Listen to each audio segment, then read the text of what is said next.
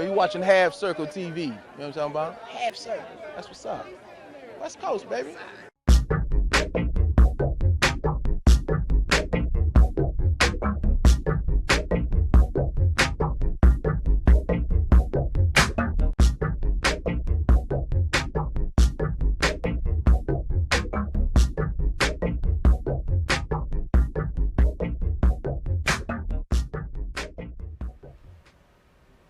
Welcome to Half Circle. I am your host, Jim U.N.I.A. 180 Johnson, and you are listening to the program designed to flash a light on millionaires, entrepreneurs, rising stars, phenoms, encouraging all that you do not, I repeat, you do not have to be a flashlight burning in a drawer. That's mine. Or a sundial in the shade. My guest this evening, Communications Director for Save the Marcus Garvey campaign. His name, Shake Anderson. Thank you. Thank you very much for inviting me. Thanks for coming. Thanks for coming. problem. Now, a lot of us are familiar with the name Marcus Garvey, Yes. but the specifics on that we may not know. We're more familiar with Malcolm, Martin. Yes. Could you enlighten us a little bit Well, on who Marcus Garvey was? Marcus Garvey was the predecessor for Malcolm and Martin. He created a movement, a large movement within the United States to bring to empower African Americans and actually go back to Africa to resettle Africa as to come back to the homeland. The ways he did it was phenomenal by creating a shipping line full of black workers, black longshoremen, black ship captains, and everybody on the boat. He actually empowered the community by creating a bond program to fund this. He also traveled across the world, and they also had different outposts throughout the country. Almost, you're not even done. Almost makes the other two sound kind of lightweight at the moment. Well, I mean, yes, but they weren't lightweight at all because of the influence of Marcus Garvey. The oppression of black leadership started with him. He was never prosecuted for anything, but he was somewhat indicted on a tax evasion, which is basically how they get you if they can't find anything on you. He was a very prolific speaker. If you listen to any of his speeches, I mean, the accent is, he has this deep Jamaican island accent. Yeah. But what he says is so relevant to today. He is very inspiring. And it's not just in this way beyond just African American thing. It's really just an inspiring human being. I always consider myself a human first. Like I don't really say I'm a black man because that's obvious. The truth is that we're all human beings. And Right. we're all here for a mission to be a part of something, of the human experience. So I'm blessed and honored to be part of this campaign to save this actual building, which was one of his outposts. It was 188. It's in West Oakland, California, and I was called by Bishop Watkins to assist in this saving of this building. Okay, we're talking about an actual building, a landmark. A historic landmark. It is A+1 rating, which is the same historical rating as the White House and the Washington Monument. It's an national. Could you repeat that? It's an A+1 rating, which is the same rating as the White House and the Washington landmark, Washington Monument. What is the situation? Well, what happened was that a hedge fund, which is a Citigroup corp, had bought the land, and they were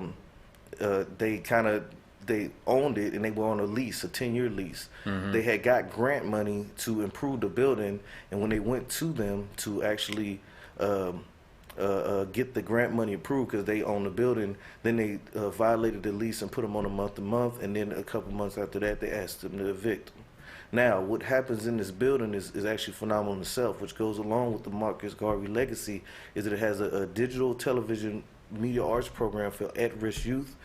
Youth coming out of juvenile hall, youth in the community could come there and learn how to do television and media production. Put that into perspective for me. Okay, so this building is for lack of a better way to put it, a safe haven? Yes. Yes, very much so. For at-risk youth. Now, when you say at-risk youth, give me an age range. What would you say? Well, 11 to 18, young men and women that would like to learn digital media arts, television production. Exciting lifestyle. Yes, things that you see on TV, you could be on TV. Things that I've learned throughout my career, you can learn there at a very young age, which could actually inspire you and keep you out of the streets and some of the trappings of the inner city.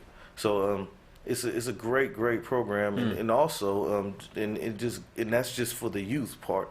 There's also a information center where you can get jobs. They have job listings. They also have ways to help you with your rent, help you with your lights, different things you could do in the community. It's also like a hub for nonprofits. So a lot of nonprofits bring their literature there, so people can figure out how can they be helped within the community. And also Bishop Watkins is the pastor of the Jack London Ministries, which is also ran out of there.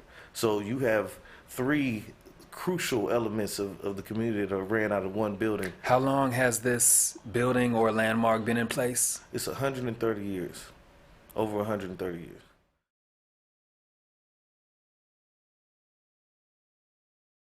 What attracted you to the position you're in with the Marcus Garvey Center? What placed you here? What is that about?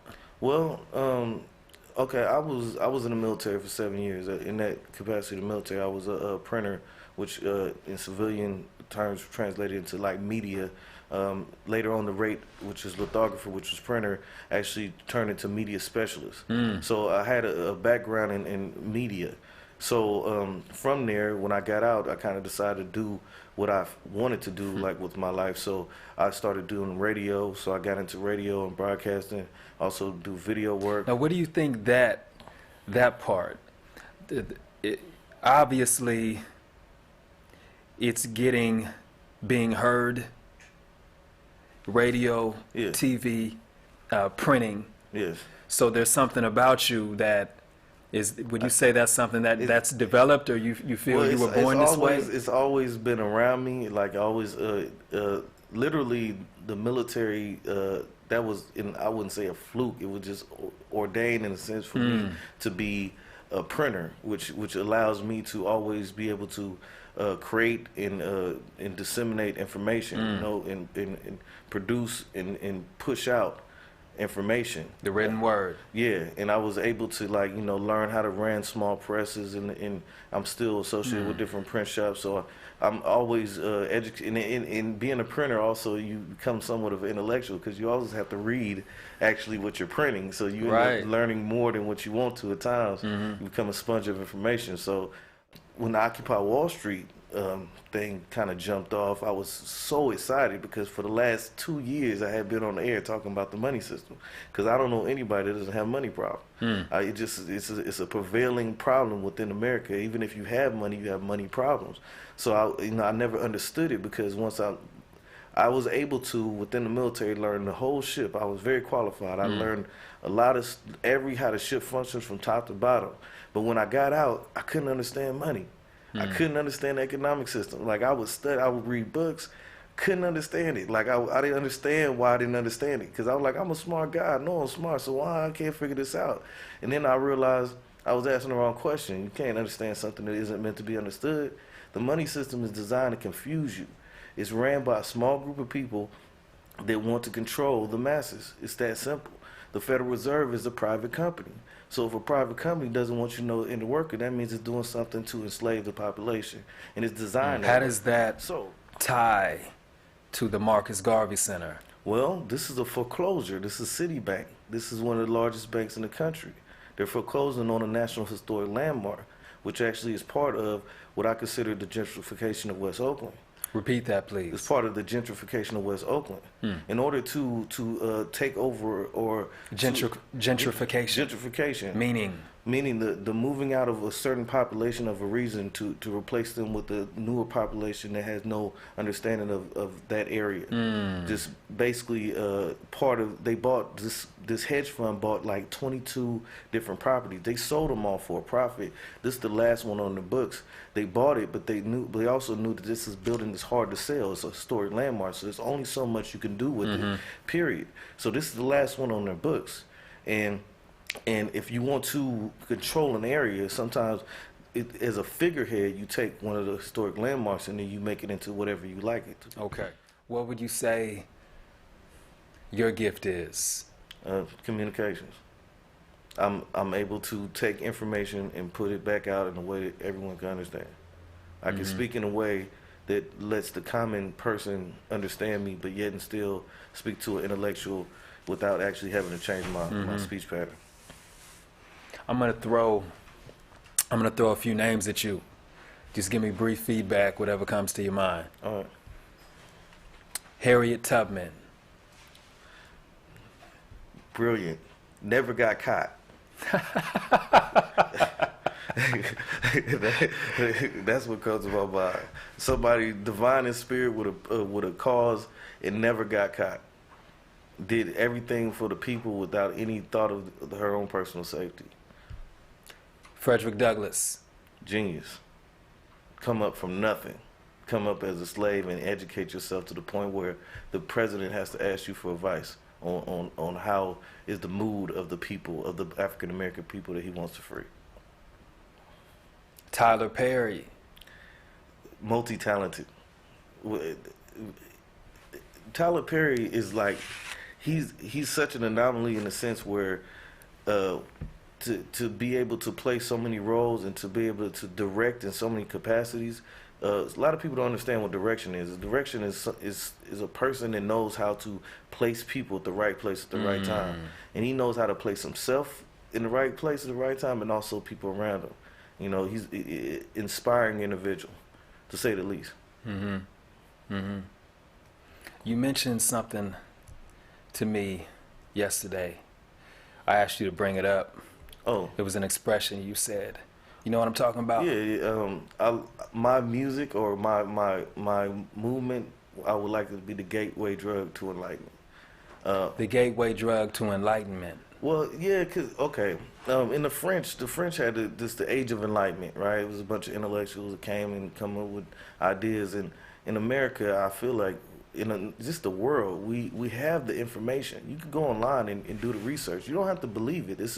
Critical thinking has nothing to do with believing everything you read. It's about actually listening to it, looking at it, and seeing if it resonates with you. And then talking to other people that maybe are privy to the same information and see what makes sense. So we're in a lack of enlightenment.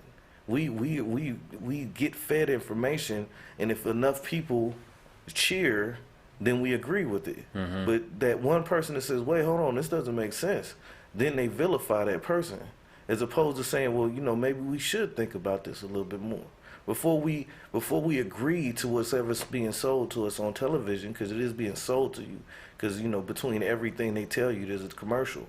So between what's being sold to you on television, ask the question, does this make sense to me? You know, because this lack of critical thinking could lead to emotional outbursts that actually gets people hurt. So when you really think and realize there's 7 billion people on the planet, the majority of people aren't violent. You know what I mean? The majority of criminals in jail right now, the 2 million plus American citizens that are in jail right now, aren't violent. So if that's the case, then when the small random outbursts of violence should not be the blanket for everything that goes on. You know, and if you know, and I know for a fact, and this is what I saw at Occupy Oakland, if you give somebody food, shelter, safety, and community, meaning a place to share ideas, it kind of squashes a lot of those tendencies.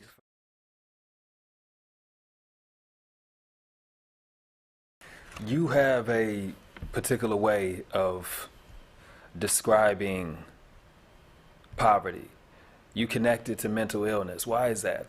Well, because if you don't have food, right, for 3 days, and you don't have a place to stay at the end of the night, then you are mentally ill. Your mind isn't right because you have to concentrate on survival. When somebody's on survival mode, they'll do whatever it takes to get that food or that shelter. And some of the things they have to do or led to do might be considered criminal. But that's because of mental illness. That's not because they're mean, bad people. If I have a child in some place where I know I'm evicted in the next 3 days and they don't have food, then what you think I might do in order to provide for my child, right? So you say, oh, well, he robbed that person. Well, maybe he was mentally ill. Maybe if you provided some food and shelter and safety and then the community to share ideas. These are the four things. I say it all the time. It's not really complicated. Food, shelter, safety, and a community to share ideas, meaning education, same thing. Community to share ideas, then you won't have as much crime, or any crime for that matter, if everybody had those things. Seems basic. It is very basic.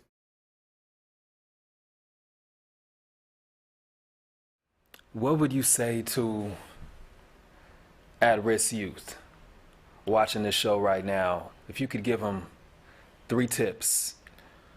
Well, before I would say anything to the youth, I would have to say something to the system that has the youth, that's supposed to be in charge of youth. I'm listening. You have to give them something to do. First Friday every month at Oakland, downtown Oakland, they have a event called First Friday. At the end of the event, the 18s come, the younger adults, but it's over at 10. They come at 10. It's over at 10. So what they're going to do, play their music, hang out with their friends, and maybe get into fight, whatever, right? That's because there's nothing for them to do. And if you don't provide anything for them to do, then they're going to do what they naturally are comfortable with, is kicking it. Now, to the youth, you have to educate yourself. One, you have to find something that you enjoy doing that doesn't hurt anybody. Educate yourself in that art form, and you do that, and you influence your friends to do the same thing. That's one. That's one. Okay.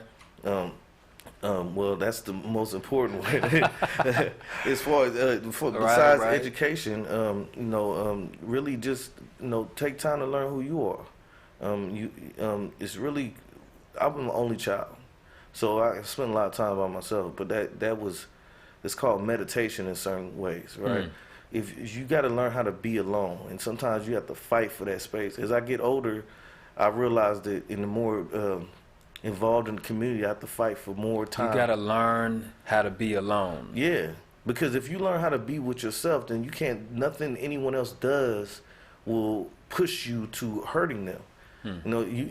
People fight because they feel like this is the only way I can be in charge of my situation, to have some control over my life. If you knew that you had control without anyone around you, then you wouldn't feel comfortable with pushing or hurting or doing things to someone else. Gotcha.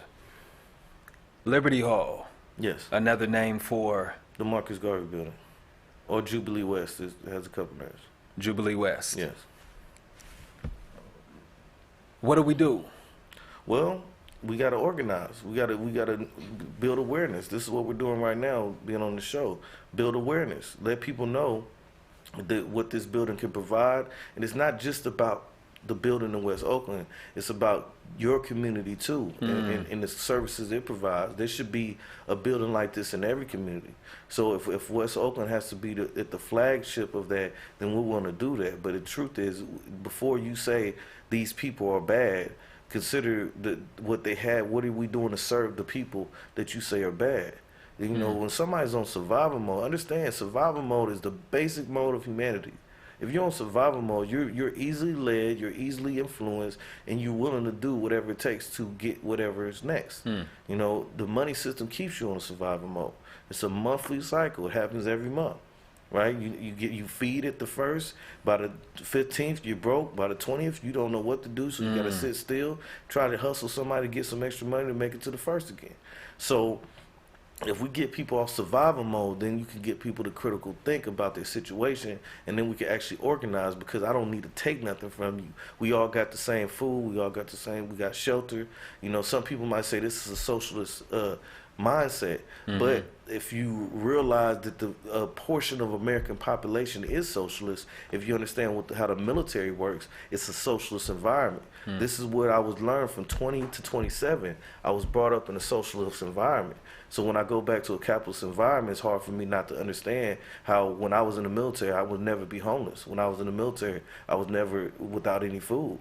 I never had a problem with clothes. I always had some money in my pocket. So why, when I get out, I have to be on survival mode at times? Or why does anyone around me have to be on survival mode? What makes me better than the person that didn't go in the military, that didn't have the privilege of not having to worry about food and shelter as long as I was working? Who says I was valuable, and who says that person isn't? Okay. Your idea of success would be what? For myself, or for yourself? Well, to be able to provide more for the community, for be able to do more, to be able to distribute resources in a better way. So not only do myself, I will have food, shelter, and safety, but the people around me, so they don't try to take it. The reason why people steal is because they don't have the things that someone else has. So it's not. I'm not saying that everyone should have the same. Well, no, I am saying everyone should have the same thing on a basic level. On a basic level. On a basic level, your value, not your money, your value should be determined on what you get out of society. Not necessarily how much money you have. There's people with money with no talent, or undiscovered talent, haven't been able to use the talent because they have money. Where do people go, viewers go? We want more information on this. Websites, events, let me know. We have the Save the Marcus Garvey Building on Facebook, Twitter at Liberty Hall. Repeat that. Once again, the Twitter at Save Liberty Hall. We also have the website, Overcomers with Hope, www.overcomerswithhope.com. And we are doing a fundraiser coming up on this Sunday, the Martin Luther King weekend, at the New Parish in Oakland, California. All right. Sheikh, how do you want to be remembered? As a service to humanity, to be a service to humanity. At the end of the day, I think that's where we all should aspire to be, but I would like to be personally known as a service to humanity. Sheikh, pleasure. All right, Thank you. All right. Thank you. His name, Sheikh Anderson, me, Jim U.N.I.A. 180 Johnson. The show is called Half Circle. Until next time, remember, do not, I repeat, do not be a flashlight burning in a drawer. You watching Half Circle TV. You know what I'm talking about? Half Circle. That's what's up. West Coast, baby.